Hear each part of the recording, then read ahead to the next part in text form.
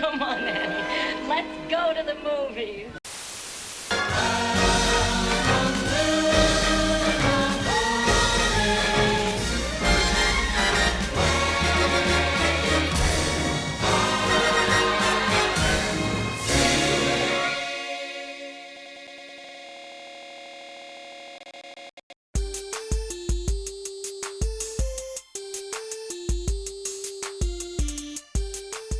This is the Cinereelists, episode 473. My name is Kyle. My name is James. And my name is Zach. And we're here to talk about movies, movie lists, and movie obsession for the next hour or so. James, I have a new nickname for you. Oh, great. What is it? Chweidel Elijah 4. Exactly. No. That's a good one. That's a good one. All right, so Chweidel. No, my new nickname for you is Mrs. Doubtfire. Do you know why? Because I don't like Mrs. Doubtfire? Because you're in charge of the housekeeping. That's really stupid. Thank you, Kyle. Yeah, I guess I am. Let's get into it. Wait, fun fact, does anyone know Mrs. Doubtfire's first name? Euphigenia. Euphigenia? I don't know what that means. Yeah, he's it's a right. dirty joke, Yeah. isn't it? Yeah. Do you know? Okay. Tangent here. My Roomba is named Mrs. Doubtfire. Yes, we need that. 2 reasons. 1, it cleans my house. And 2, the brand is Euphy, which is Oh, really? obviously short for Euphigenia. I think it's Euphigenia. Okay, did I add an extra N in there? Yeah, Okay. It's been so long since I saw Mrs. Doubtfire. that's fair. Rightfully so. All right, let's get into the housekeeping. There is a video version of this very podcast that you're listening to right now. Or if you're watching it already, you already know this. But if you're just listening to it, you should know there is a video version on YouTube. Just go to YouTube, search Cinereelists. If you've never seen us talk, that's the place to do it. On YouTube, search Cinereelists. Also, you can follow the podcast on Patreon at patreon.com/Cinereelists. If you're a fan of the podcast, you want to show us a little bit of support, you can do it there. Get Cinereelist swag like mugs and t-shirts, as well as extra after show audio. Also, we're kind of doing a listener drive to help support the podcast by giving us Apple Podcast reviews. So if you listen on an iPhone, you have the Apple Podcast app. It comes with your phone. Pop it up. Type in Cinereelists. Scroll down to the bottom. There should be a little link or a button thing down there that says leave a review. Leave us a review on Apple Podcasts. We're trying to get to 200 reviews because at 200, we become eligible to apply to be Rotten Tomatoes critics. So who knows if that'll even happen, but even if we want a shot at it, we got to have 200 reviews. And so we need your help in getting there. If you have a minute, go do that. Also, another initiative we have rolling right now is we are preparing for our big Oscar night, right? It's huge this year, huge Oscar night. And in order to be ready, we started an Oscar ballot league on a website made by a friend of Zach's called oscarpicks.app. Now, we would probably support a friend, but I think the website's kind of awesome, to be honest. Like, beyond the fact that Zach's friend made it, it's cool regardless. Like, I think we would use it anyway because it's super simple and it's no BS. Basically, you go to the website, go to cinereelist.com or check the show notes of this podcast, either on YouTube or in your podcast app. There's a link right there. Click that link to oscarpicks.app. From there, you make an account, which it lets you make an account from like all these other places as well. Like you don't even really have to create something, from scratch off of an email.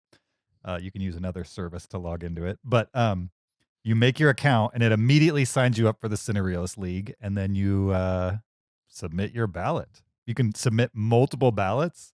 So I've already submitted my will win ballot. I might change it like right at the last minute because there were a couple that I just kind of guessed on. I need to do more research. But I'm planning on doing another ballot, which is like a want to win type ballot. that way I can see. Like, we typically do that every year, but we have to do it by hand. Super excited that I don't have to do that by hand for sure, and just let the website take care of it and see if hopefully my wants, even if I don't win the will win, that my wants ended up being where all the good results ended up. But yeah, so if you have not joined the Cinereelists League at OscarPicks.app, please take a moment to do that. And there's actually, we got some skin in this game too. The winner with a will win ballot is going to get a Cinereelist mug. They're going to win a Cinereelist mug. And this contest is open to everybody who listens to this. Doesn't matter who you are. You could be related. You could live in China. We don't care. We will get you a Cinereelist mug were you to win the Oscar pool this year at OscarPicks.app. So make sure you do that. Also, make sure that if you make a ballot, just double check that it's in the Cinereelist League. Because sometimes, like, it's possible to be added to the website at large and not be in the league. So just double check, click the Cinereelist League, make sure your app shows, or your ballot shows up in there. I think that's it for housekeeping. Kyle, I think you mentioned you have a check-in, a project you've been working on. I do have a check-in. Yeah. So last week, while we were playing that thrilling game of Tagliners, James, you offhandedly mentioned that you wish there was a list or a database of all the movies that all three of us have collectively seen. Something for you to reference. So this past week, Zach and I took all our Letterboxd data from the three of us and made that list. And we were able to identify every movie that the three of us have seen. And we figured out that we have all seen the same 1,254 movies. Wow, that seems like a lot for three people to have in common. It does. Partially it helps that we do a movie podcast and that at least you two have always watched the same movies for the last 7 years. And I have watched many of those movies also. Sure. Yeah, that makes sense. And we also just watch lots of movies, and there's this overlap. Like, you know, I watch over 100 a year. Zach watches over 100 a year. James, you watch how many a year? Like 200 to 300, somewhere in there. So just by the numbers, there's going to be some overlap. Mm-hmm. Still seems like a lot for three people to have aligned on. It is. But now we know, like when we're ready to play games, you don't have to ask yourself, oh, has Zach seen this movie? You can just go to that list and confirm whether one of us or all three of us have seen it or not. Sure. Not only did he find out the movies that all three of us have seen, he averaged our ratings. I did. Yeah. So, not only can you see that list, you can also see what is our average rating. I also have in my database our individual ratings. I was able to make that. So if you go to the Cinereelist Letterboxd account, which we do have a Cinereelist Letterboxd account, we don't really update it. But if you want to see all the movies that the three of us have seen, as well as our rating average, you can hop on there and scroll through it. Do you know that there are 12 movies that all three of us have given 5 stars? Oh, wow. 12 So movies. these 12 would like clearly be movies that the entire Cinereelist force is behind, right? I think you could easily call these Cinereelist favorites. Yeah, for sure. So they're not, like, don't tell me the movies because I want to know later on, but Okay. But they're not movies that are oddballs. They're movies that are, like, it's well known that all three of us love them. Yes, I think if I was to redo this list, none of these would be head scratchers. These would Okay. all be Sure. like, that makes sense. And you could probably even, I bet you could guess half of them off the top of your head.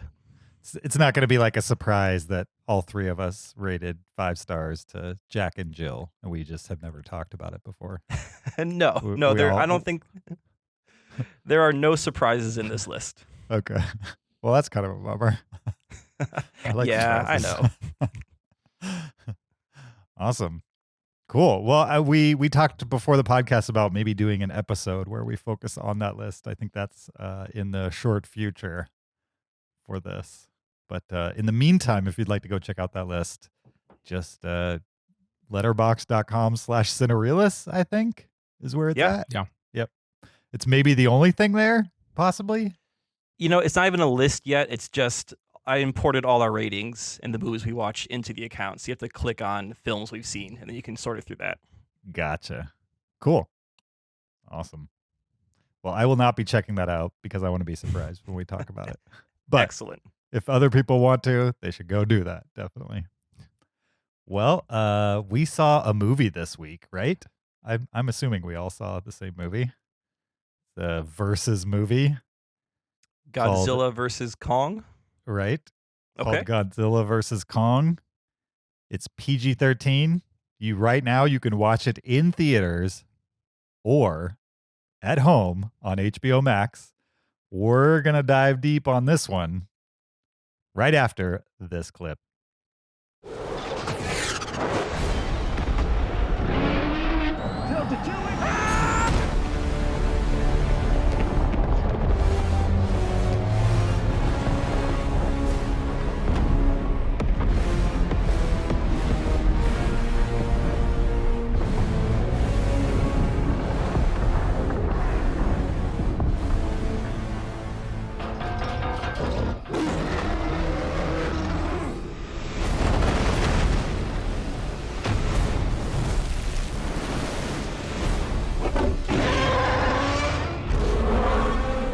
That was Godzilla versus Kong. This is what would you call it?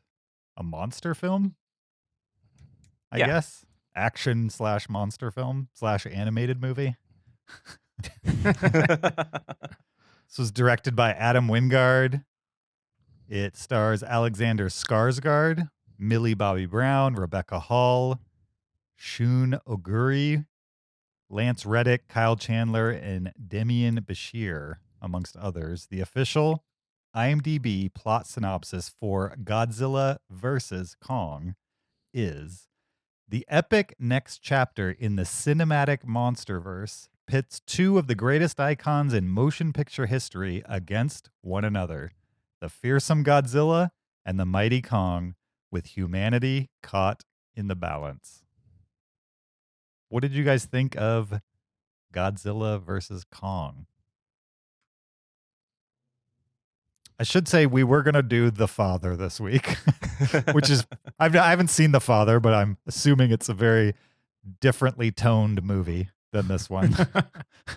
I've seen The Father, and I would say they're different films. Sure. How much giant monkey action is there in The Father? Actually, a fair bit. Okay. Yeah. Good.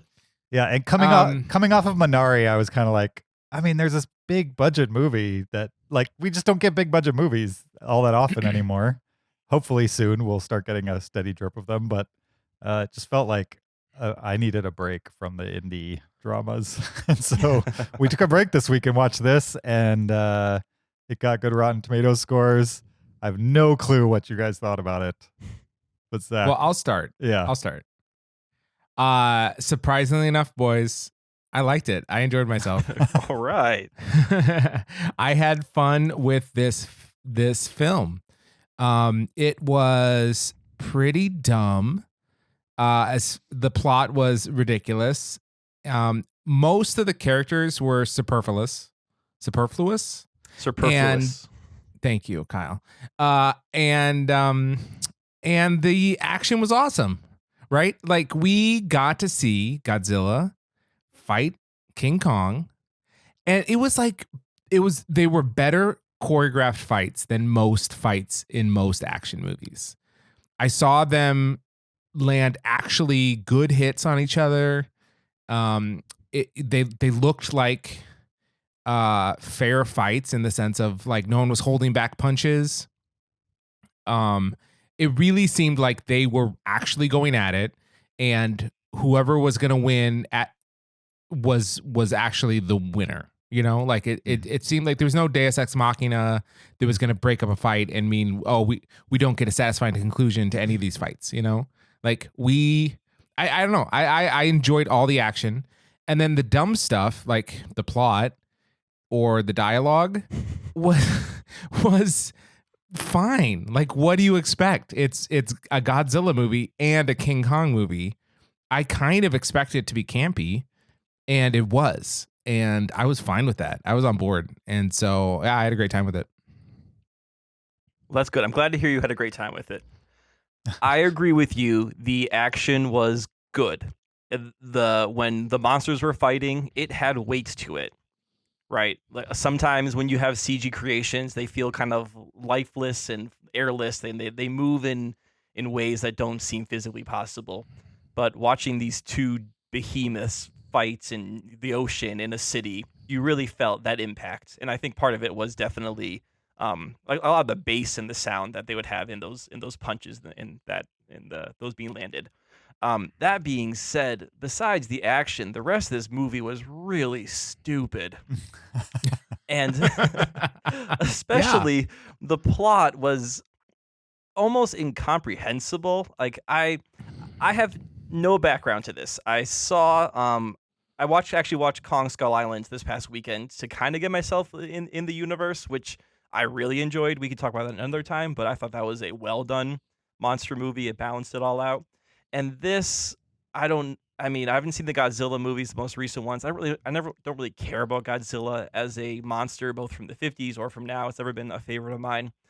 And they're going on about the Hollow Earth and the Titans and harnessing energy. And I'm like, this is stupid. Like, they're really trying to find an excuse for monsters to fight, and they found a really poor one. So I was really pleased when I got monsters fighting. But everything in between, I actually fell asleep watching this movie last night. I had to finish it today.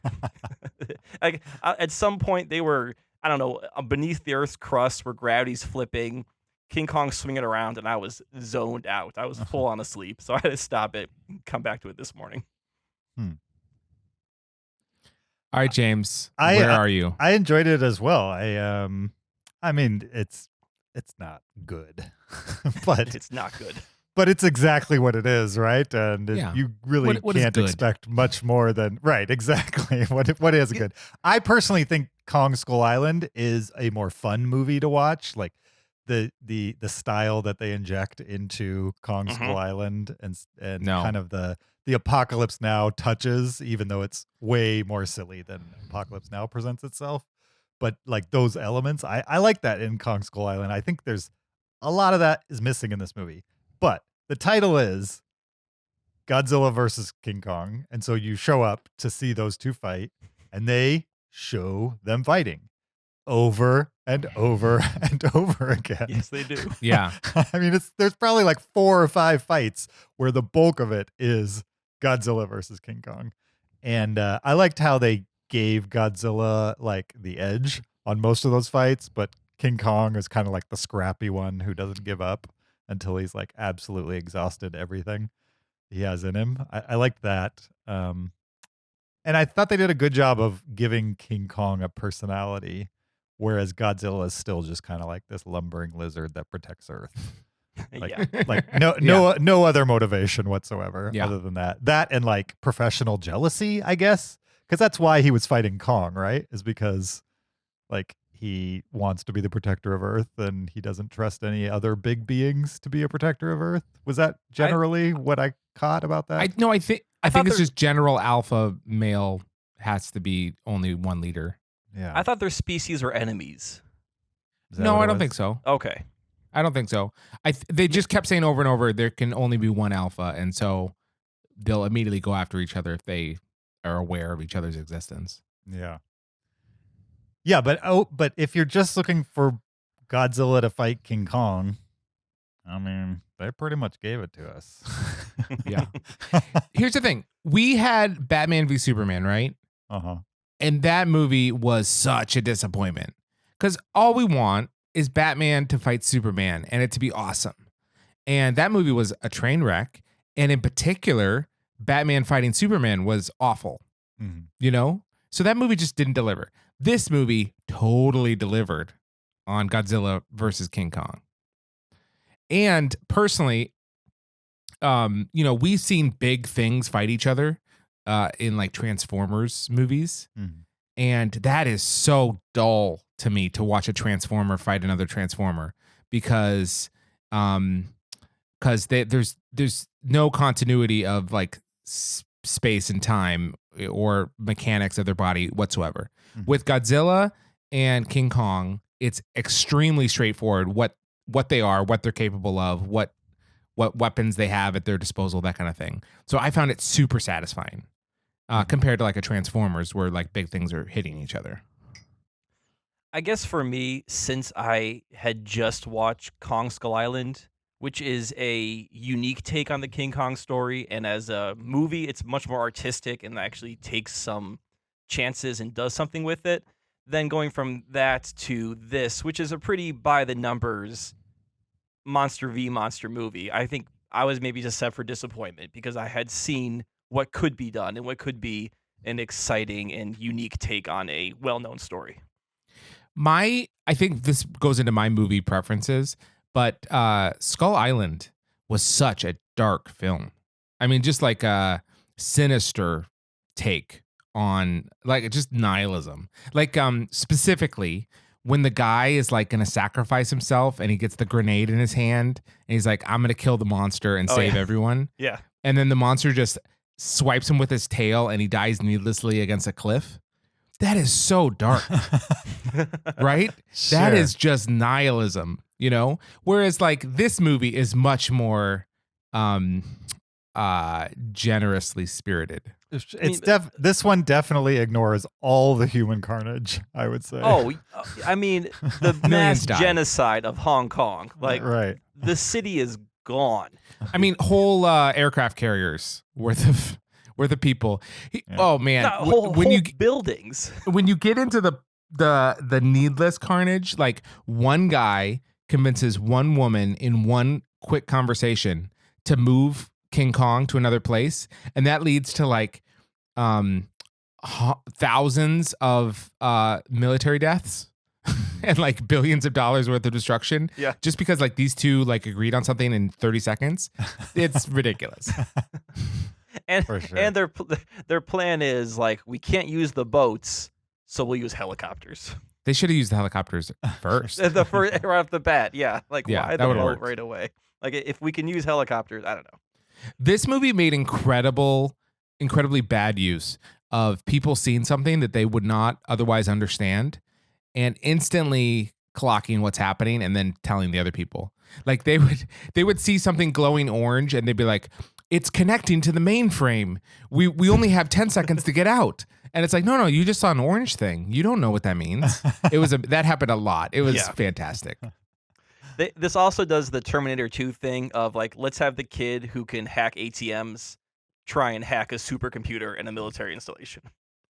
Right. But they did it the way you're supposed to do it, where he like couldn't. He's terrible at it. He just kept trying to guess the password. Is it password?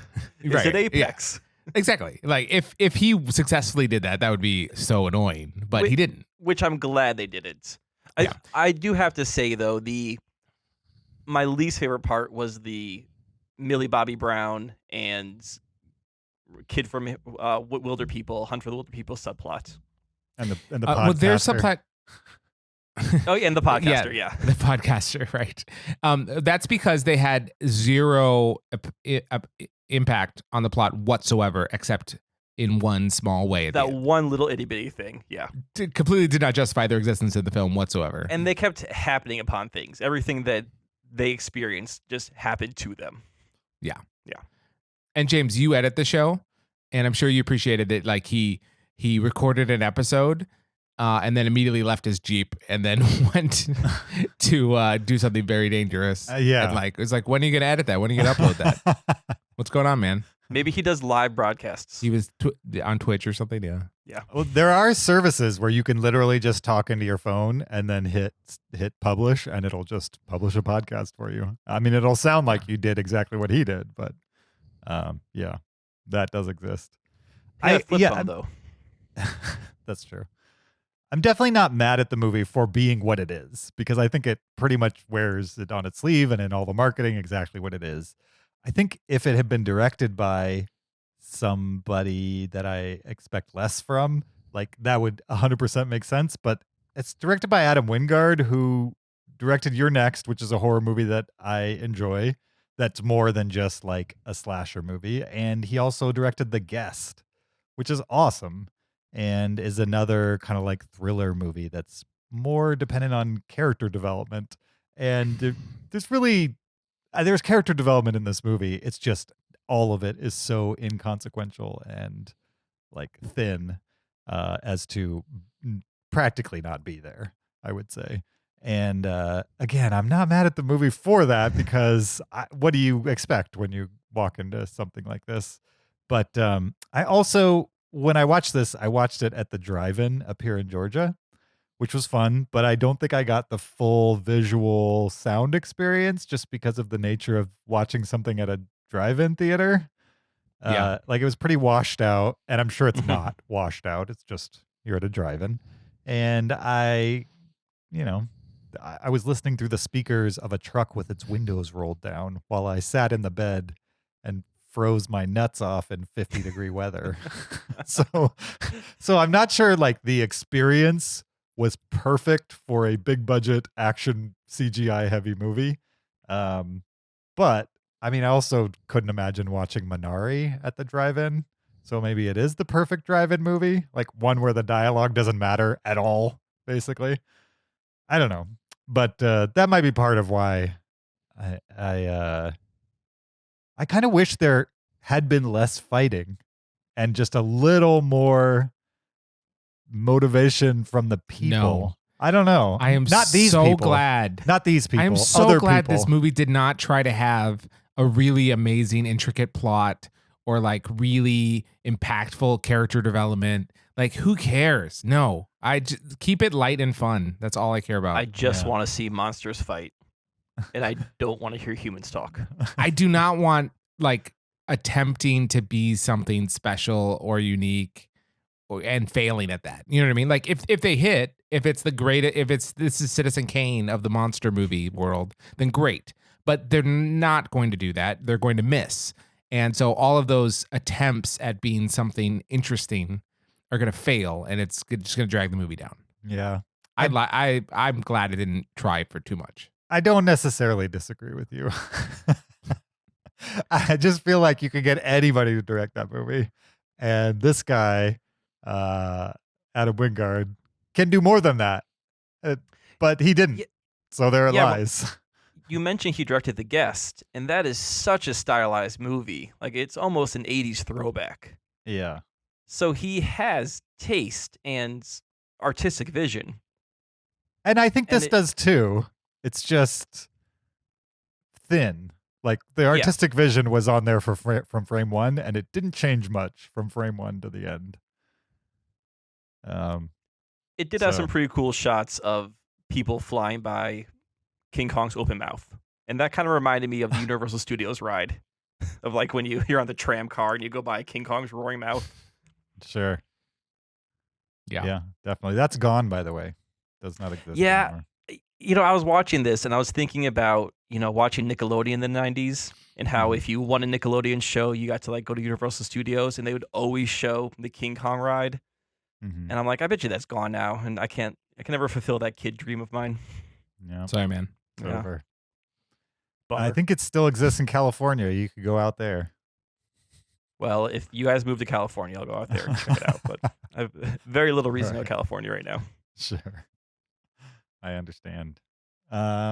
Anything else with Godzilla versus Kong? So there's a whole subplot about how Titans originate from inside the Earth, where the Earth is hollow, and there's another the hollow Earth theory, upside down world inside the Earth, and I love that. It's so ridiculous, and it's so like just accepted right away. Like the first time someone mentions the hollow Earth, he's like, "Oh, I'm. This is so interesting. I was just thinking about the hollow Earth theory," as if it was a debated theory among scientists, and like he wasn't sure what he believed on it, kind of thing. And it's such an outlandish origin story for these creatures, and I'm in. I was like, yeah, please, yes. Well, why did the gravity have to flip? Is it because people in Hollow Earth live on the outer part of it? I don't know. There's this whole thing about like the gravity's gonna flip, and we need a special vehicle and someone's character. Yes. Okay. Yeah, They live on the inside of the sphere. Of Okay. the hollow. And then there's sphere. also still a roof there too. That's why you saw 2 levels. So there still is like a core. Yeah. So they can Okay. jump between the core's gravity and then the inside of the sphere's gravity. See, they could have made a whole movie inside Hollow Earth and like play gravity games. Oh, they will. Well, we got like 10 seconds of that at the very end of the movie. They're like, let's quickly check in on like they gave it a whole chyron like Hollow Earth, and they do the check in and for 10 seconds and then credits. I was like, Yeah. that's it. Yeah, Efficient. we're probably gonna get more of these after this one. Like the last Godzilla didn't do very well. Like it did okay, but not amazing numbers. And so I think they were gonna make this movie no matter what, just because this is what they were building to. Mhm. And it's done pretty decently for them so far, especially comparatively to other movies of recent. They're saying that 3.6 million households watched at least 5 minutes of the film. At least 5 minutes.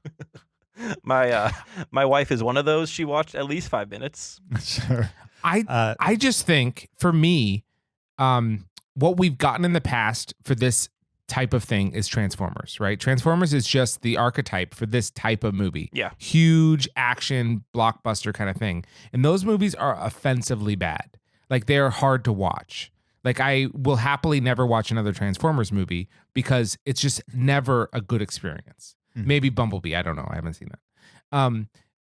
But this one, I just feel like it's a different version of this genre, and it's not offensively bad. Like it's bad. I mean, it's cheesy, it's campy, but it's not bad in the same way that Transformers is. It's I thought fun to watch. So if we get rid of the Transformers type of movie and we bring on the Godzilla versus Kong type of movie, I'm all for it. Bumblebee is definitely way closer to what a Transformers movie should be, for sure. Okay. And I would also add that Pacific Rim is great, and it's got big monsters in it, and characters that are interesting, and a tone that's like unique. Maybe not unique amongst Del Toro films, but unique in the genre. And so I think with this one, I think they definitely hit the action. They hit it a lot, and it was well done. I just wish there was more meat to it. But again, like I said, it's a Godzilla King Kong movie, so what do you expect? I think Pacific Rim is a better version of this movie, where Pacific Rim is campy. Pacific Rim has cliches. It has cheese to it, but there's enough there's enough style going on. There's enough uniqueness to it that it's fun to watch, and you can look past the terrible one-liners and the cliches, and you just get awesome kaiju action. And this movie just did not, besides the which I will admit, the great Godzilla versus Kong action, there was nothing else going for this movie for me. Like I could have fast forwarded just to the fight scenes. Yeah, for sure. I mean, the movie practically did that for you. So you don't have to. they thankfully at the end they just kind of said, let's forget this whole Hollow Earth everything, and here's 30 minutes of just destruction of Hong Kong. That being said, I do think the movie is internally consistent. I think that it does make sense plot wise what's happening. Yeah. It's just stupid, dumb. but it makes sense. And I liked the neon look of Hong Kong in the end, like some of the stylized elements of the fight scenes. I liked King Kong with his giant battle axe, his glowing battle axe. I mean, it's very silly, but it was fun to watch for sure. That's such a sequel thing. Like, let's give him a weapon. Mm-hmm. Yeah. I mean, it kind of calls back to Kong Skull Island when he kind of uses the tree as a weapon. Mm-hmm. So like it's even kind of consistent amongst this new MonsterVerse type thing. So you guys, you've all seen Godzilla 2014, is that right? The first reboot. You haven't. Zach, I haven't seen a Godzilla movie since the 90s. Yeah. Zach, you have seen Kong Skull Island, but not the Godzilla sequel, right? Godzilla King of All Monsters, the one that came out like 2 years ago. Yeah, Kyle, you haven't seen that one either, right? Just Skull Island. Yep. Right. And now we've all seen this one. Was this one good enough that you're now back in on the MonsterVerse? Or is the next one still wait and see? I'm in. Zach's in. I'll watch the next one. I don't need another one. but I Right? think this movie's watchable, so I could possibly watch the next one. Sure. I'm neutral, I guess. You're into it more than you were earlier this week before you had watched any of it. Yeah, if you give me another Skull Island, I'm in. Mm-hmm. If you give me another Godzilla versus Kong, then I'm out. Okay. Interesting. Can we? I will say though that the best entry in the modern, like MonsterVerse or whatever they're calling it, is the trailer for the King Kong movie. For Skull first- Island? Yeah, no, the one before that, the first one, 2012. Godzilla? There was a Yeah, Godzilla. Sorry, Oh, yeah, okay. the trailer for Godzilla was the best thing they put out. I actually like that movie the most out of all four. Not that we're ranking them, but because it's the only one. It's like they rebooted it and they treat Godzilla seriously for the most part. A lot of the framing is from the human perspective and not Godzilla's perspective. Only right at the end do they cut to the Godzilla's perspective, and it's a lot about characters. And I might not like some of the plot elements in that movie, but it's as grounded as you could expect one of these movies to be grounded in reality.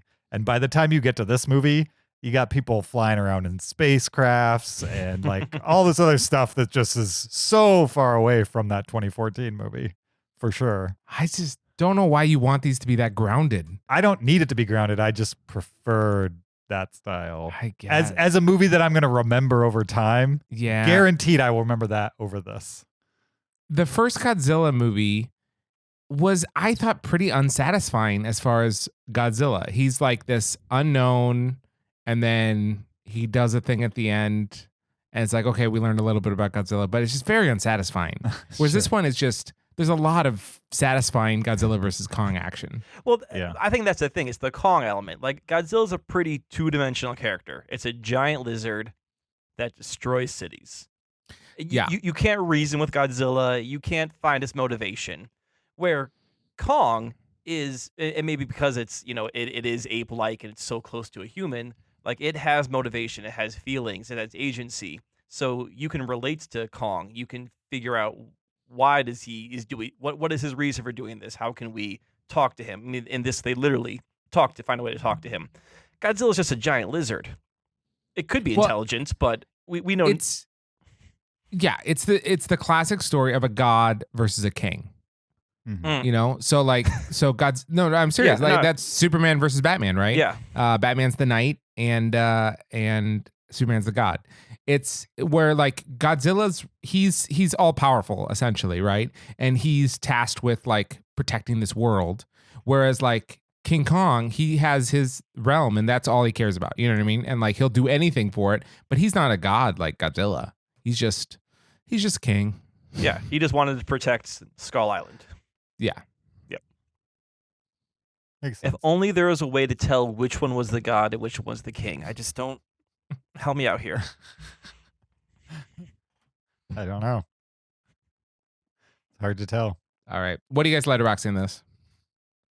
I gave it a 3.5. Me too. I think I'm sitting at 2.5 right now. All right. Neutral? Yeah, I mean, good action, dumb everything else. And I think it could have been better. It didn't have to be as dumb as it was. I generally agree with that, but I still had fun with it. Nice. There's definitely worse dumb movies out there, for sure. So Maybe I haven't seen a lot of dumb movies, so I have no barometer for it.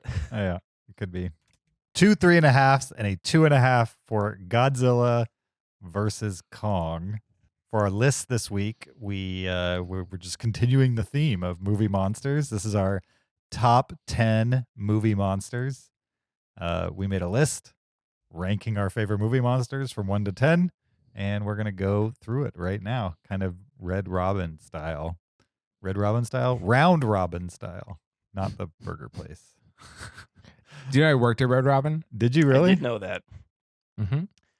Did When? you steal a lot of the seasoning? No. Oh, that's good seasoning, though. Yeah. What am I going to put it on fries at college? Yeah. Put on your ramen when you run out of the chicken packets. No. So my wife and I went to Red Robin for a while, and every time we went and they asked if it was our first time, we said yes, because then they would give us the seasoning packet. Okay. So we had a good collection of Red Robin seasoning because we're like, oh, it's our first time. Like, oh wow, here's some seasoning. If for people that don't do this, when you go to Red Robin and you order a burger, just say like, "And can I have my fries now?" Because they're bottomless fries, so just ask for them right away, and they'll just bring you fries while you wait for your burger. Oh. Yeah. That's a good tip. And get the honey mustard. Mm. For sure, get the honey mustard. Great tips. Love it. If you have any Do you know more what I miss? fast food And restaurant if you tell them the burger isn't smiling, you'll get a free burger. Is that true? Yeah, just tell them it's not smiling. This burger is not smiling. What does that even mean? They're required to give you a smiling burger. What How do you define a smiling burger? It's a well-presented burger. Oh. Interesting. Yeah. All right. So it could taast terrible, but if it's smiling, Yeah. not much I can do about it. Yeah. you get a free one, or they take the one you have and give you a new one? It'll just be on the house. The burger they gave you. Oh, so you still eat the non-smiling burger? Oh, I Yeah, have to eat a it's just sad how it burger? It's just how it looks. Oh. It's gotta look visually impressive to you. Who wants to eat a depressed burger? Not me. All right. You ask the burger how it's feeling? Let's do this. Our top 10 movie monsters. I'll go first. When I made this list, I tried to stick to mostly things that didn't look humanoid. Like that was kind of my one criteria. If you guys included humanoid, that's fine. There's a couple in my list as well, certainly.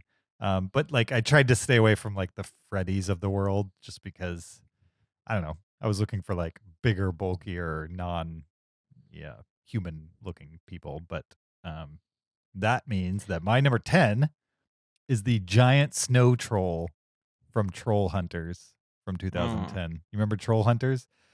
I pretty much would include any of the trolls from that movie. None of them are particularly scary. That's another thing. When I was making my list, I was like, these don't have to be scary monsters. They could be like non-scary monsters. There's no. What? Go ahead. What is a monster? What is a movie monster? I was trying to nail this down before. That's kind of why I was trying to limit it less. Like you could say that people act like monsters, right? And there you could certainly make that list, like people who act monstrously in movies. You could put a bunch of serial killers in here and be like, they're monsters type of thing. But in my list, I tried to make them like, okay, these are not necessarily people doing bad things. These are a representation of a monster on screen. Without just being a list of universal monsters type of thing. Yeah. I would say it's a non-human creature, and if it's a monster, it is violent or somewhat evil in some way. So I defined it slightly different than you, Kyle. I think the two criteria I came up with was it has to be scary or intimidating, at least to some people. Not to everyone. Some people can think they're fluffy, puppy dolls, but it has to be scary or intimidating to some people, and it has to be somewhat supernatural. So so anything that's just normal, like a shark, I didn't classify as a monster. But if it's like a megalodon, oversized shark, then that could be a monster. Gotcha. And then I didn't have any aliens on my list because if it's just an alien, I don't think it's a monster. It's just an alien. I do have aliens on my list. I definitely have aliens. I think aliens are. You might not say an alien is a monster, but aliens are definitely movie monsters. Mm-hmm. Yeah. Okay. In my world. That being said, I actually do have an alien on my list. All right, perfect. Anyway, if you haven't seen Troll Hunter, there's a bunch of trolls in it. Right at the end, there's one ginormous troll, which is awesome and not really all that scary, but like visually super impressive and intriguing. And I like Troll Hunter quite a bit. My number 10. Troll Hunter is a good example of small budget monster filmmaking. Yep, for sure. Like they save it for the end, but they do a pretty good job of giving you an idea of what these monsters are like without actually showing them for a long time. Mm-hmm. My number 10 is a little different than Troll Hunter, and this is Taka and Razor from Teenage Mutant Ninja Turtles 2, The Secret of the Ooze. Yes. Now, these are the Ninja Turtles themselves. They are great creatures, but they're not monsters. I can't include them. But Taka and Razor are awesome. One is it's a mutant snapping turtle, and one is a mutant wolf. And when you watch the movie, they're obviously guys in suits. Like, there's no question about it. But they look so unique. Like with Taka, with all the Razor has all like the spikes on his shell and the big snapping turtle mouth, and Taka's got the just kind of like this big, like, roided out wolf.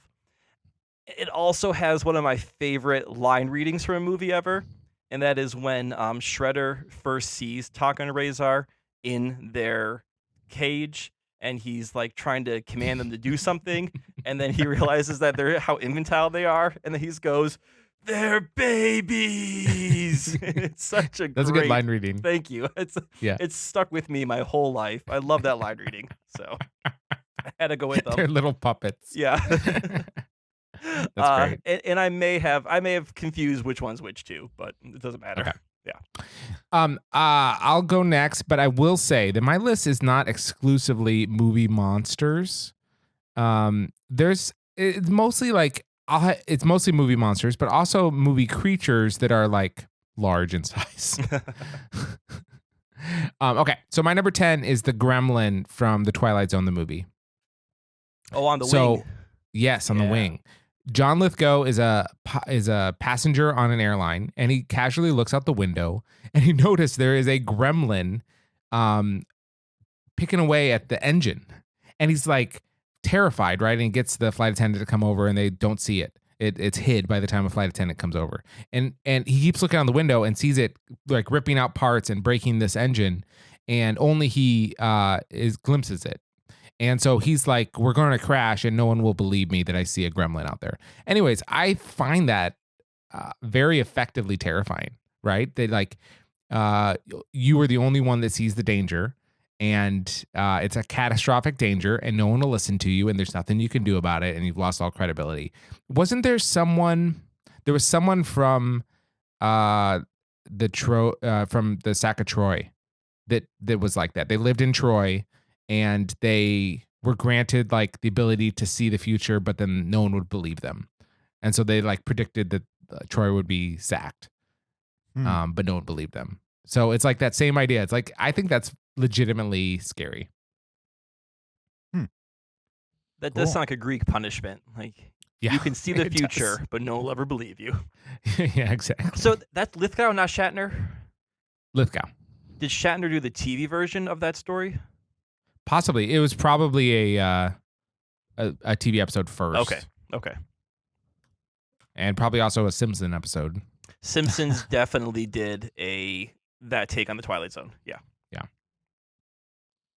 My number 9 is the It from the It reboot series. Definitely more in chapter 1 than Pennywise? in chapter 2. Yeah, I mean, Pennywise is a form that it takes. Wikipedia calls it an eponymous being, which means it can appear as a hallucination. It can appear as a physical being. It can appear as all kinds of different forms. Yeah, and it takes all kinds of forms, like a monstrous clown or a monstrous spider, or just about anything in between. But yeah, I find this character, this monster, terrifying for the most part, and I also enjoy watching it because it's like so heightened. Probably it's like so off the wall. It could go any direction at any time. It's hard to tell what's real and what's not with it, and so that's why it's my number 9. Very nice. Have you guys seen the 90s version of it? Yeah. Yeah, that's Not worth as it for the Tim Curry performance. But interesting. It's interesting, yeah. My number 9 is from The Princess Bride, and these are the rodents of unusual size. And Princess Bride is a movie that I missed as a kid. I feel like a lot of kids our age saw it at a young age, and I never encountered it until middle school. and I remember watching with friends, and they're all like, "We're gonna watch The Princess Bride," and they're super excited. And this is a movie I had never heard of, and so I don't know what's coming. And when they're in the fire swamps, and that rodent of unusual size jumps out from like off screen and tackles Wesley, that legitimately frightened me or startled me the first time. And then just to watch them fight, and it's the monsters in the movie for just a short little scene, but they even give it a little like personality. Like as Wesley's killing it, it's kind of screaming in pain, and it's a lot for like a kids movie to take in. But it's a pretty cool creation, and even though it's a guy in a rubber suit, it's still pretty fun to watch. Great pick. Yeah, really good pick. My number 9, James already stole my thunder for this one. I thought I was picking a good one, but it's the Snow Troll from Troll Hunter. Nice. It was on my short list. It's a Nice. good one Yeah. for sure. Yeah. It's really not even that scary, like as far as the bulk of the movie. It's just like awe-inspiring and awesome on screen. Yeah.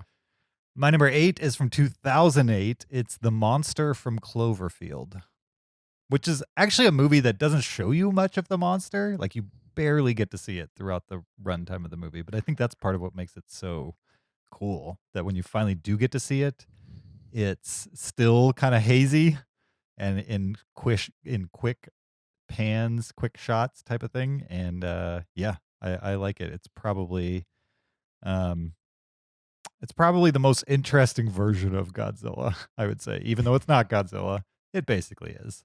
And yeah, love the presentation of that movie, Cloverfield. I kept seeing it come up in lists as Clover from Cloverfield, but I don't think that's actually a thing. Like, was the monster actually given a name and the name was Clover? I don't remember that. No, Yeah. I saw it being called Clovey as the monster. Clovey? Yeah. Who was calling it Clovey, though? Oh, I think the internet. I don't think anyone in the actual movie calls it and gives it a Gotcha. name. But Yeah. I the could see internet has named it. I could see people dubbing it that, but I don't think the movie ever gives it a name. But No. anyway, my number 8. If a giant monster is attacking your city, is naming it the first thing you're gonna do? Yes. Yeah. Like, You oh can't- crud, Bruce is coming. You can't market it if you can't name it. That's what we do with like storms. I'm sure they already have an alphabet ready. of just when any like giant sea creature emerges to attack New York City, they're like, all Mhm. right, we got Abner, and then Becky's coming, and then Clark. Right. Okay, apparently in the Blu-ray, the United States Department of Defense has codenamed it LSA, which stands for Large Scale Aggressor. Mm-hmm. Oh, so Um, why don't we call it Lisa? But it is universally accepted by fans as nicknamed it Clover.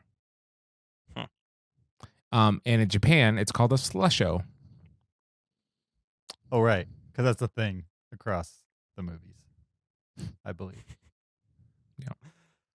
Well, my number 8 are the Skeksis from The Dark Crystal. This is a Jim Henson movie, directed by Jim Henson and Frank Oz, and it is a fantasy story all told with puppets. And these, or Muppets, I guess you can call them. And these Muppets are incredible. They are some of the most intricate and elaborately designed ones that I've seen. And the Skeksis are especially cool to look at. There are these giant vulture-like creatures that are decked out either in armor or in robes or in whatever kind of treasures they found. They're really ugly looking, but they're also just so cool to look at. And when I saw The Dark Crystal, which is a recent watch for me, every time the Skeksis were on screen, I was just like trying to check them out and like look at all the intricate touches to them. I thought whatever the main character species was, that was a little too uncanny valley looking for me. It was a little too human looking. But these Skeksis, these giant vultures, were just awesome. Cool. My number 8 is Nosferatu from the 1922 film Nosferatu. And he's a vampire, essentially. But he's just an incredibly shriveled, creepy vampire. And I love for something that's 99 years old. He looks creepy back then, Mhm. and it's great. My number 7, previously mentioned, but not on this list. It's Godzilla from Godzilla 2014. I like that version of Godzilla the most out of all of them that I've seen, probably because he's not on screen much and he's kind of like the lumbering. He's a CG creation, but he kind of moves like the old man in suit Godzilla does. And they're having him do things that only a man in suit person could really do. Whereas, like in Godzilla versus Kong, Godzilla is doing all kinds of things that you just could not do practically. So it's my favorite version of Godzilla, and I like the Godzilla character. Thus, it lands at my number 7. Nice. My number 7 are the Omu from Nausicaa of the Valley of the Wind. This is a Miyazaki film, and the Omu are these giant pillbug-like insectoid creatures that scamper across the earth and destroy anything in its path. They've got hundreds of little legs. They've got probably a dozen eyes on them. And in the world of Nausicaa, the Valley of the Wind, they are a force to be reckoned with. You pretty much can't stop them because they're just such destructors of everything around them. And they're just really cool looking too. If you haven't seen a picture of one, just Google it, Omu, of Valley of the Wind, and you'll see one. They look like just terrifying giant bugs, and I would not want to see them in person. And I tried to stay away from too many animated creatures because it's kind of cool to see a practical monster of some sort, but this is one that I couldn't ignore just because they're so originally well thought out. Yeah, that's cool. My number 7 is Sully from Monsters, Inc. So he is in the title. It's a monster. Mm-hmm. And he gets energy from Monster City by scaring children. But really, he's a big teddy bear. And I like him a lot. Is that John Goodman's voice? Yeah. That is John Goodman, yeah. Yeah.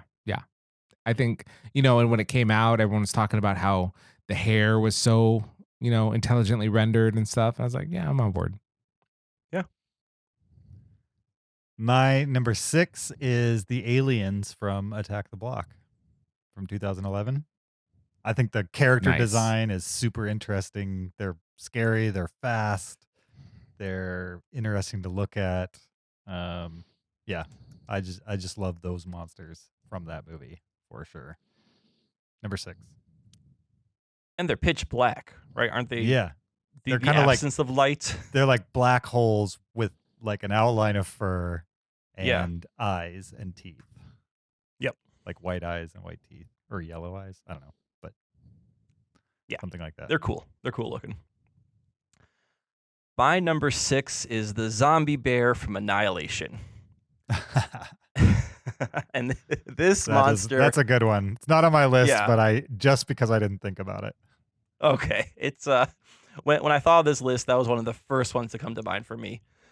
This is a monster I did not expect from this movie. I didn't know what to expect when I saw Annihilation.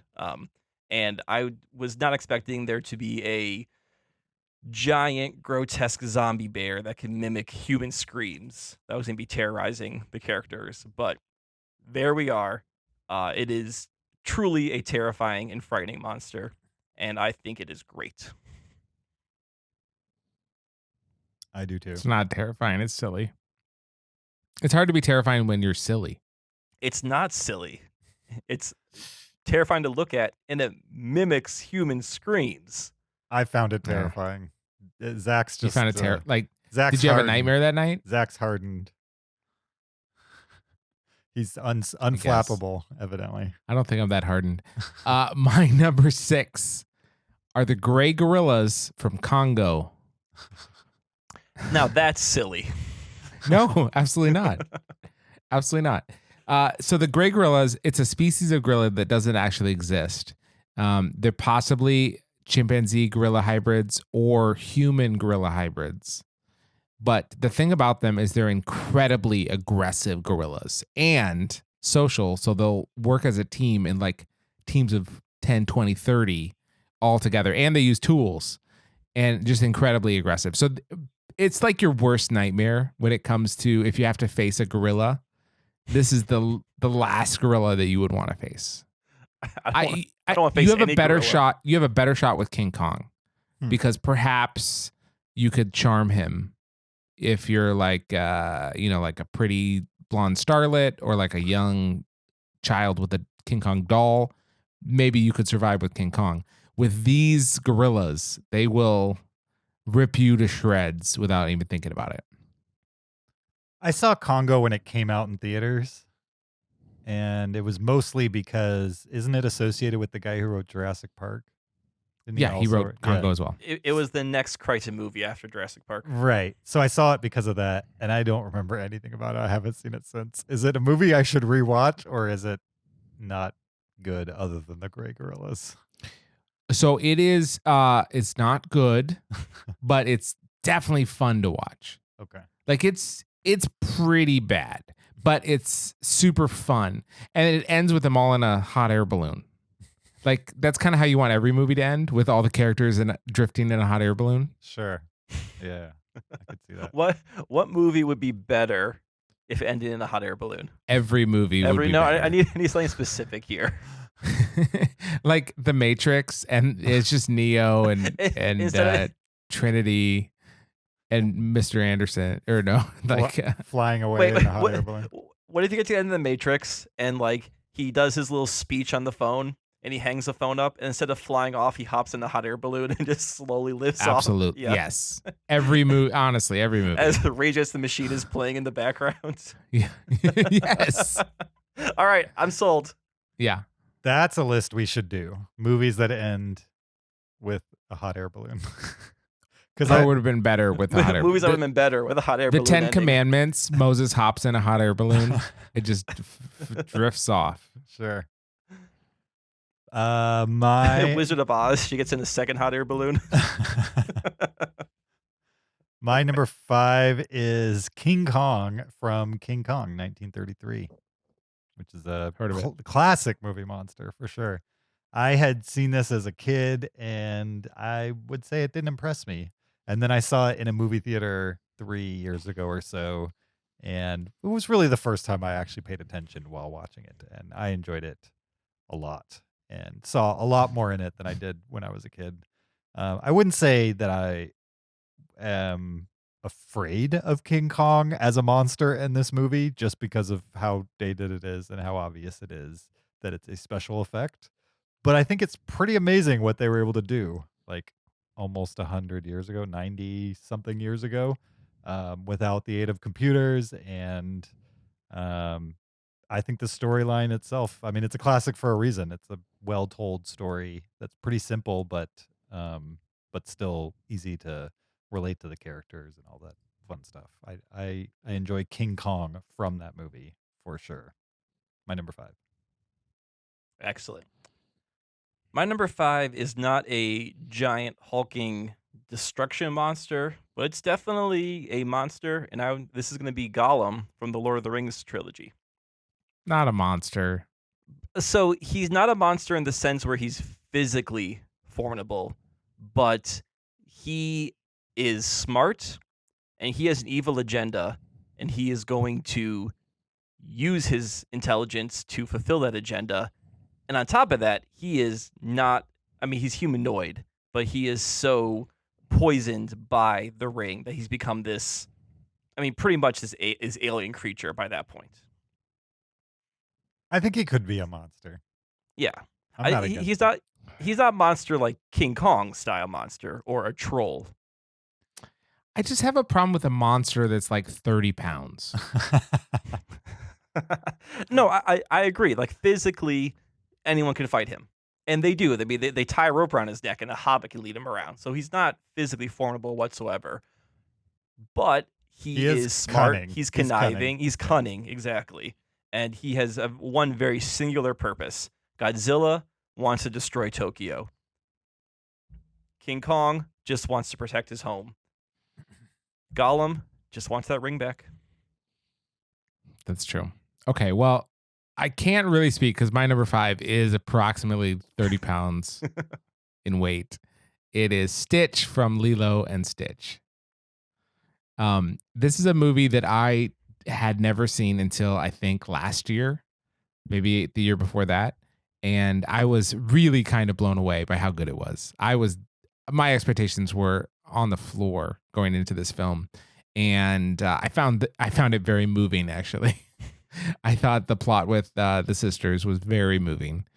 And it turns out Stitch is a creation of an alien race, right, to make the ultimate weapon, and in this creature, and so he's just the world's most dangerous living life form, and he's pretty dangerous, and he's great, and he becomes lovable, and I really like Lilo and Stitch a lot. Lilo and Stitch has a great song. The Hawaiian roller coaster ride. The Hawaiian roller coaster ride. Yeah. Oh yeah, we listen to that a lot in my house. Same here. You must have young children also. I would love to see your Spotify play like most played. That's why I'm really heavy on the Slayer and the Gwar. I really got to like weed out that Disney stuff by the end of the year. Yeah. Your 5-year-old is a huge Gwar fan, right? He's definitely a metal fan. Okay. Yeah. By the fact that he doesn't get to listen to anything else. No, I mean there'll be times he's like, let's listen to metal. I'm like, great, listen to metal. Other times like, I want to listen to Disney. So he jumps between, Gwar and Disney. We'll throw some 90s in there, but he's not a huge fan of that stuff. My number 4 is from 1990. It's Tremors. Starring good pick. Kevin Bacon, Fred Ward, Reba McEntire, amongst others. And it's like the giant sandworm that causes the titular tremors in this movie. And it's just a giant sandworm monster that it chases the actors around a dusty desert set. It's kind of a little bit kind of like a survival Western comedy type thing. And I enjoy it a lot. Tremors, my number 4. Cool. My number 4 is Stickler. Yeah, there's an order. Wait your turn. Get in line. All right. No, Tremors is. I think I watched Tremors on TNT in the 90s like every weekend. It was always on TV. Mm-hmm. Yeah, and it's a good movie to drop in at any point. For sure. My number 4 is the Xenomorph from the Alien franchise. Specifically, I'm leaning towards Aliens. The Xenomorph is just an awesome creation. It's designed by or influenced by H.R. Giger. Okay, thank you. Who is an artist with his own unique viewpoint on art. Let's say, and it's also the fact that they made this creature look as scary as it did on film is a testament to filmmaking, because you see it, like you'll see videos of the guy in the suit walking around, and it looks like a really tall, skinny guy wearing this giant alien suit. It doesn't look that formidable or scary, but how they're able to show you, especially in the first Alien movie, just glimpses of it, and they kind of make it sort of sticky and glistening and gross, and you never quite see the full Xenomorph until the very end, really makes it a truly frightening and formidable monster. Agreed. Yeah.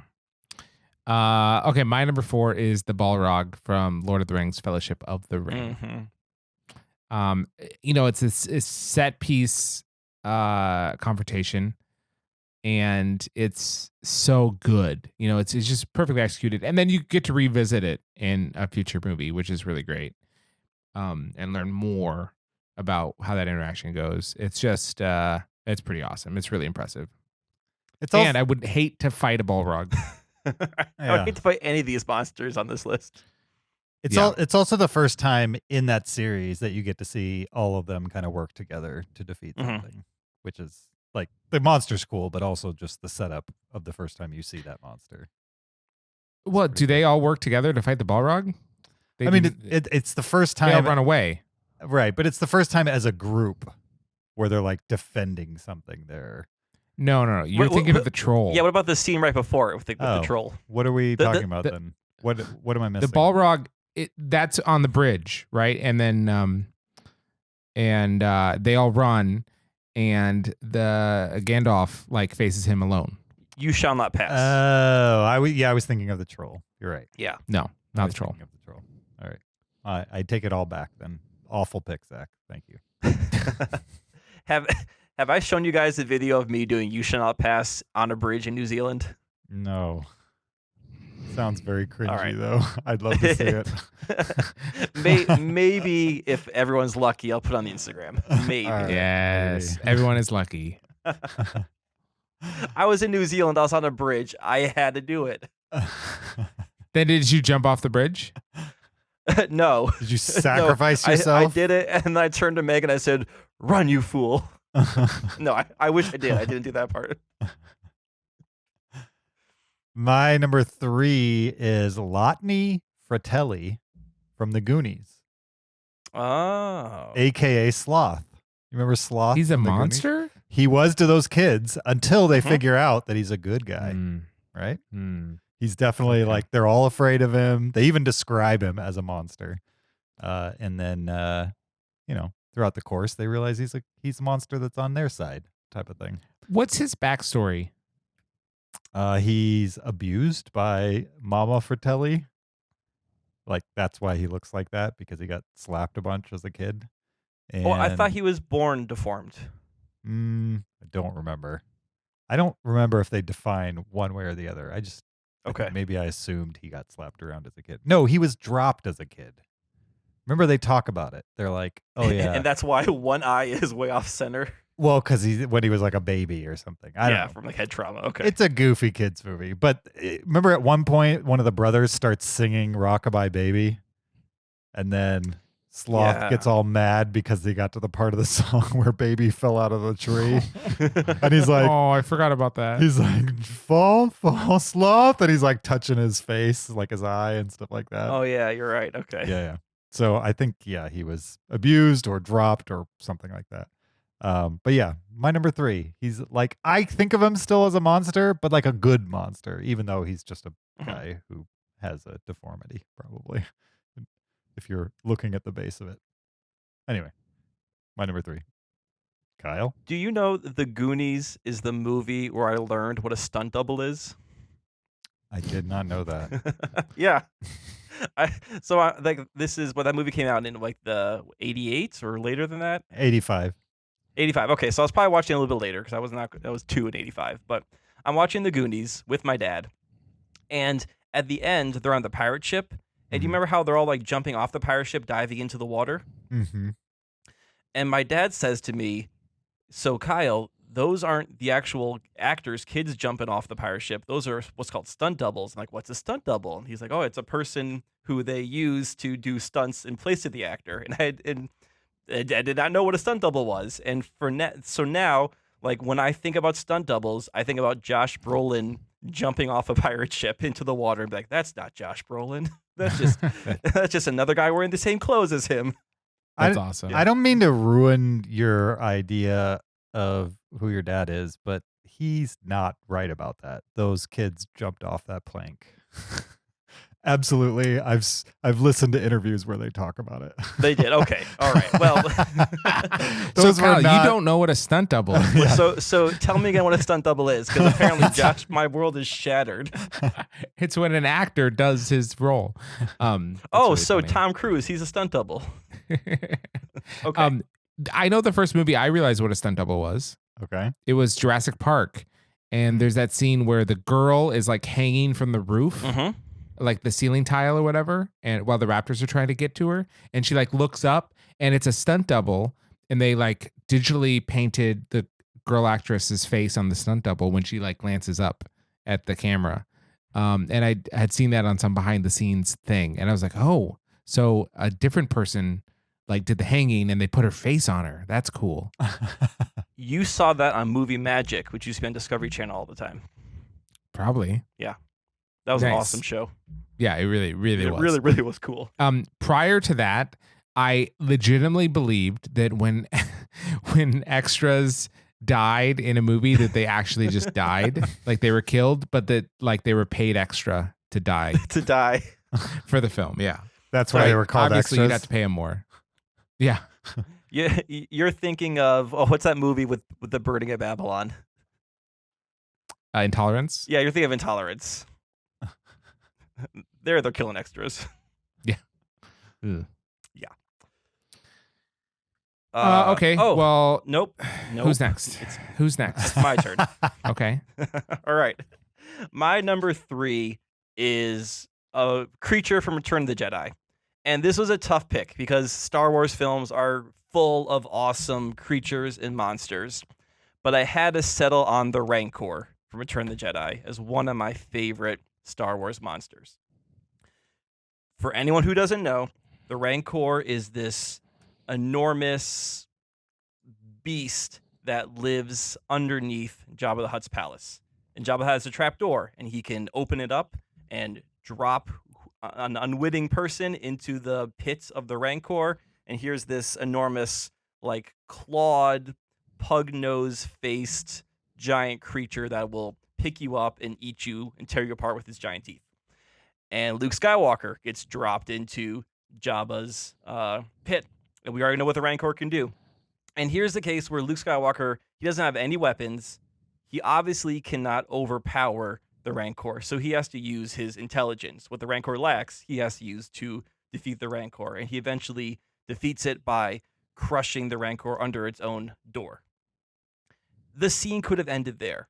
But then Lucas adds this little touch where the keeper of the Rancor walks up to this creature that is crushed and dead and starts crying that, he lost his monster. And then like another alien comes over and like pats him on the back and gives him like a there. And that did not have to be in the movie whatsoever. It could have ended with Rancor gets crushed, Skywalker escapes, and we're done. But the fact that they gave it like this extra 5 seconds and to give you this little glimpse into the world of Jabba the Hutt's palace, to know that, like, oh, someone cared for this creature, this monster, and saw it as a pet, is really a touching and above and beyond moment for me. That's awesome. Is the Rancor one of the chess pieces in like the Star Wars hologram chess? It is. Okay, nice. Okay, my number 3 is the Thing from The Thing. And this is, I guess, is it an alien or is it explained? It's an alien. Okay. But you never see it. You don't get to see the Thing because it just mimics other living organisms. And so you never know what is who is the Thing. And everything around you could be the Thing. I think it's truly terrifying. And the fact that it could be everywhere or anyone, anything. And yeah, definition of a monster is loose, but assuming it's a biological creature, being of some sort, I think it would have to be a monster. Just, I don't know what it looks like. It's definitely a monster. Yeah. I would agree. My number 2 is a different type of alien, but one that was previously mentioned. It's the Xenomorph from Alien from 1979. Although, he's in a lot of Alien movies. And perfect design, scary as anything. And in this movie in particular, very mysterious because it's the first of the series and they were kind of careful with how much they revealed of the alien. They also didn't have the help of like CGI to cover up the seams on the suit and stuff like that. And so they covered it up with lighting and steam. And it worked very well in the original Alien to create an air of mystery around this cool monster. And enjoy that movie and enjoy the monster in it. My number 2. Just a quick fact check. We do actually see the Thing in the movie. Yeah. And it doesn't look like you think it does. Wait. It bursts out of the dog, right? Or a person? I don't remember. There's a big like corpse that they're looking at. And it looks like a weird crustacean. Right. But, so you do see the Thing. Okay. But I'm not sure you're actually seeing the Thing. You might be seeing a different version of the thing because it can mimic what it's been before. Yeah. So And I don't know. I thought the movie left things a little open ended at the end. Sure. Okay, we'll leave it there. My number 2 is, you could argue that if this is a monster or not. I think it has all the monster qualities without having the agency of evil that we see in many of our monsters. And this is the Tyrannosaurus Rex from Jurassic Park. Okay. Yeah. As a creature, though, it is incredible. It is terrifying. It looks what I imagine as a kid a T-Rex to be. Right? What we don't exactly know what these creatures look like. All we have are really, bones. So we can go off of that. But if I was to see that, I'd say that's probably Tyrannosaurus Rex. And in Jurassic Park, the T-Rex is portrayed seamlessly by both animatronics, like large-scale puppets, and CG. And there are even scenes where they switch between the two, where you'll see the Tyrannosaurus Rex head, and that is an actual puppet head. They'll come out of frame, and then it'll walk past, and that is CG, and it's seamless, and you cannot tell the difference. It helps that was all shot at night in the rain, so you can cover up some of those little tricks there. But it is a frightening monster. I was 10 years old when I saw Jurassic Park, and I was legitimately scared, especially during that first T-Rex attack scene. So for me, it's always gonna be a monster. Yeah, that's great.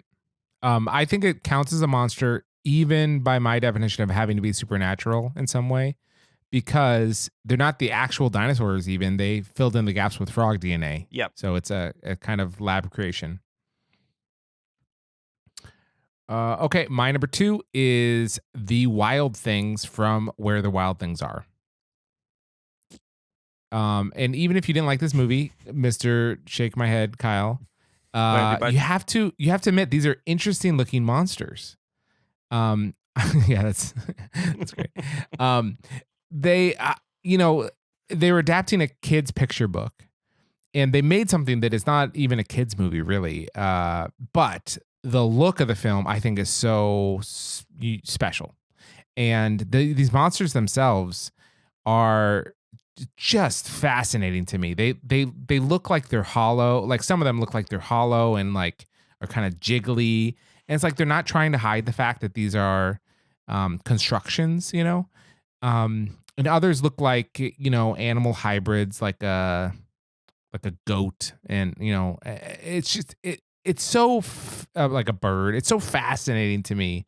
I love the look of these wild things. And they're scary because they're so different, because they're so large and unpredictable. But really, they're just broken, broken creatures. And yeah, I don't know. I love this movie. I know a lot of people don't, but I think the design of these monsters is pretty awesome. The I'm design, not sure who that movie's for. The design and Where the Wild Things Are is like the only thing I like about the movie. I'd prefer it as a series of GIFs of the monsters. It's got some awesome late 2000s indie soundtrack going on too. I don't even remember that about it. If you want to hear a lot of screaming into the microphone with acoustic guitars, that's your movie right there. It's my favorite kind of music. I'll have to check it out. My number 1 is also previously mentioned. Kyle stole my thunder. 1983, The Rancor in Return of the Jedi is awesome. It's easily my favorite movie monster from that series, definitely, and I guess of all time. But yeah, super. I wouldn't say I was ever scared of it as a kid. I was just in awe of it as a kid. Like it's not the type of monster that you have a nightmare about, because it's just not possible that you'll be in the same situation that Luke finds himself in. But yeah, it's just like, I remember having the VHS for Return of the Jedi and fast forwarding it to my favorite parts, and that was like one of the early parts in Return of the Jedi that I made sure to stop it on and watch that entire scene. And so, yeah, it's easily my number one. Love that character. I forgot about that moment at the end, though, with the monster tamer. It's pretty Yeah. awesome and funny. It kind of makes you wonder where that guy went when he made the prequels, right? Because the prequels have comedy in them. It's just not good comedy. Whereas, like, the first three had moments that were lighter and Mhm. worked way better. I don't know where he lost his touch. Probably, maybe it's the director thing. Like, I he should have just yeah. not directed the prequels. He should have just been the creative guy on them, type of thing. I don't know. I think he was surrounded by yes men when he was Yeah. making the prequels because they're like, it's Star Wars. Like, how can this go wrong? And there is no one there to edit or to make suggestions otherwise. Yeah. I mean, financially, it didn't go wrong, but creatively, could have been better for sure. Could have been better. Yeah. My number one. How about you, Kyle? My number one is the previously mentioned Thing from The Thing. It's a great monster, and it's great because you don't, like Zach mentioned, you don't know what it looks like. It takes on these different forms, and the forms that you do see are scary. And the two that I remember are one where the guy's hands go into the stomach of the Thing, and then the dog. When it's in the dog cage. And if you've seen The Thing, all I gotta say is the dog, and you know exactly what I'm talking about. Mm-hmm. Oh yeah, absolutely. Okay, my number one is Falcor, the Luck Dragon from Neverending Story. Mm-hmm. That's a good one. Yeah, it's a flying dog animal, I would say. Dragon. kind of. Yeah, like a dragon. And he's wise, he's friendly, he's fantastic. He's the best friend you could have. But if you're not expecting him, if you're a bully in the real world and he flies by, you're going to be scared enough to jump in a dumpster. Sure. Yeah, Falcor is awesome. I love Falcor, and yeah, he's my number one.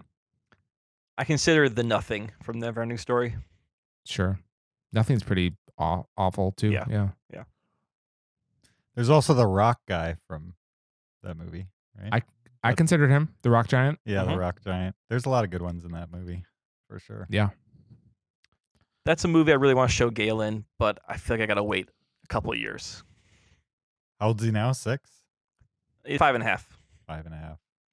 Yeah. I mean, I bet I was like 7 or 8 when I saw that. Yeah. What year was that? It's traumatizing though. I wasn't traumatized by it, but what year were we talking? 19. Neverending Story? Yeah, Hey, 80. That feels like an 89 to me. It feels like an 82 or 83. 84. 84, okay. Yeah, because I remember seeing that in the theater. So in 84, I would have been 7. So I think that's your age. All right. I mean, if Oh. if he's mainlining Megadeth, I think he can manage Neverending Story at 7. Yeah. Do you show him the music videos too, or just listen to the music? Oh, no. No music videos for him. All right. I feel like the music is fast enough where lyrically he's not really picking up on what's going on anyway. He's just taking in the mood and the feel and the energy. Sure. Yeah. He wrote me a metal song last weekend. Really? Did he? Yeah. We were in the car. We were having lunch because you can't go inside, so we were having lunch in the car. Mm-hmm. And then I was like, he turns to me, he's like, "Daddy, I wrote a metal song." I'm like, "Okay, let's hear it." And then he goes, I'm gonna do my best to recreate it. He goes, "Babies wear diapers. I don't know why." I'm like, I think you caught the essence. You've got the Slayer kind of shout lyrics. You've got the Right. the double pick guitar solo. Right. Yeah, The- I think this is a good start. The lyrics of like making a statement and then questioning it in the next line. Yeah, right, exactly. Yeah, sing about what you know. All right. Or in this case, don't know. That's true. That's pretty awesome. Well, that was our top 10 movie monsters. Thank you for joining us for this episode 473 of the Cinereelists. We appreciate your listenership. Don't forget, you can always send us an email to heyguys@cinereelist.com, REEL with an S on the end. You can send a comment, a question, a list suggestion, a movie suggestion, any of those kinds of things we accept via email. You could also support the podcast on Patreon at patreon.com/Cinereelists. You could leave us an Apple Podcast review. We'd forever be in debt to you to get it in getting us one review closer to our goal of 200. Also, this week, make your Oscar picks at oscarpicks.app. Use the link in the show notes of this episode. Get included in the Cinereelists League. Make your picks. Next week, we will be talking The Father, which is the last Best Picture nominated movie that the three of us have not seen. And we will also be making our Oscar picks live on the podcast. Will win and should win. So in advance of that, make your list. Maybe we'll talk about some lists that are already up on the oscarpicks.app or something like that. I could see that as a possibility. Regardless, make your picks. If you win, we're shipping you that Cinereelist mug, no matter where you are in the world. All right? We're into it. We hope you are as well. We'll be back next week discussing The Father. You could also follow us on Facebook or Twitter at Cinereelists, or me on my personal Twitter or Letterboxd account at YoJRB. You can follow me on Twitter or Letterboxd at Shaban. You can find me on Letterboxd at PeterSKB. We'll see you guys next week. Until then, keep it Cinereal.